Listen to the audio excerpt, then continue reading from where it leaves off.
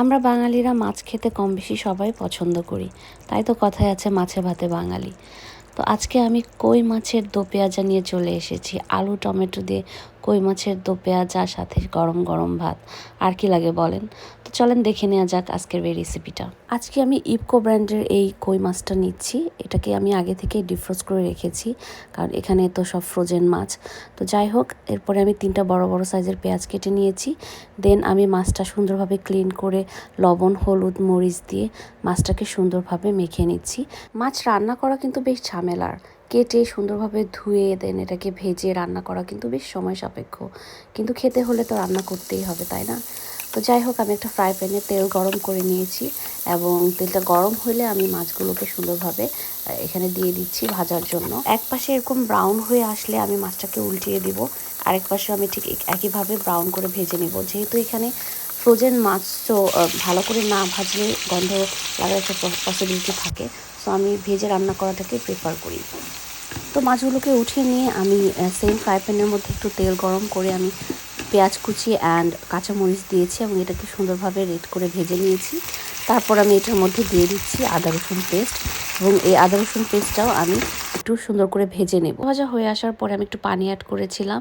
তারপরে আমি একে একে লবণ, হলুদ, শুকনো মরিচের গুঁড়ো, দেন জিরা, ধনিয়া, একটু গরম মশলার গুঁড়ো দিয়ে আমি মশলাটাকে সুন্দরভাবে ভুনে নিব।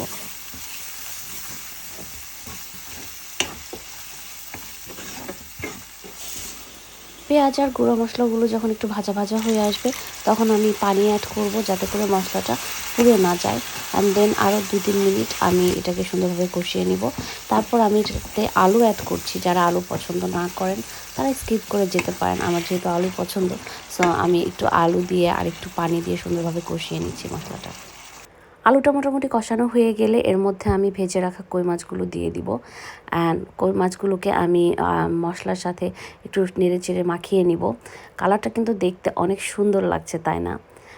তো একটু ভুনা ভুনা হয়ে আসলে আমি এর মধ্যে গরম পানি অ্যাড করব। রান্নার সময় আমি বেশিরভাগই গরম পানি অ্যাড করি, তাতে আমার কাছে লাগে রান্নাটা খেতে আরও সুস্বাদু হয়। তারপরে একটু নেড়ে চেড়ে আমি এর মধ্যে টমেটো দিয়ে দিচ্ছি। টমেটোটা আমি পরে অ্যাড করছি, কারণ আমি চাই টমেটোটা একটু আস্তে আস্তে থাকবে, একদম গলে না যায়। তারপর আমি এটাকে ঢাকনা দিয়ে কিছুক্ষণের জন্য রান্না করব। আফটার 15 মিনিটস আমি ঢাকনাটা উঠে দেখছিলাম যে মাছের পানি কতটুকু আছে বা ঝোল কতটুকু আছে, অ্যান্ড ঠিকভাবে রান্না হলো কি না। ইন দ্য মিন টাইম আমি কিন্তু মাছগুলোকে একবার উল্টিয়ে দিয়েছি, যাতে দুপাশে সুন্দরভাবে মাছটা রান্না হয়ে যায়। তো আমার কাছে লাগছিল এতটুকু ঝোল আমি রাখবো। অ্যান্ড দেন আমি ভাজা জিরার গুঁড়া দিচ্ছি। আমাদের উত্তরবঙ্গে লাইক মাছ রান্না করলে এভাবে ভাজা জিরার গুঁড়া দেয়। আপনাদের যদি কারো ধনিয়া পছন্দ, ধনিয়া পাতা ইউজ করতে পারেন। তো আমার আলু টমেটো দিয়ে কই মাছের দো পেঁয়াজা রেডি। আমি কিন্তু কোনো ফিল্টার ইউজ করি নাই। ন্যাচারাল যে কালারটা এসেছে, অনেক সুন্দর একটা কালার এসছে। আর আমি এতটুকু ঝোল রেখেছি যেটা ভাতের সাথে খেতে অনেক ভালো লাগে। তো আর দেরি কিসের, আমি গরম ভাতের সাথে এই কই মাছের দো পেঁয়াজাটা এখন এনজয় করব। আপনারা যারা ভিডিওটা দেখছেন তারাও ট্রাই করে দেখবেন বাসায় এই রেসিপিটা। আই হোপ যারা মাছ পছন্দ করেন তাদের অনেক ভালো লাগবে, আর এটা দিয়ে অনায়াসে 1 প্লেট ভাত খেয়ে ফেলতে পারবেন। তো ভালো থাকবেন সবাই। ভিডিওটা ভালো লাগলে শেয়ার করবেন। আজকের মতো এখানে বিদায় নিচ্ছি। আল্লাহ হাফেজ।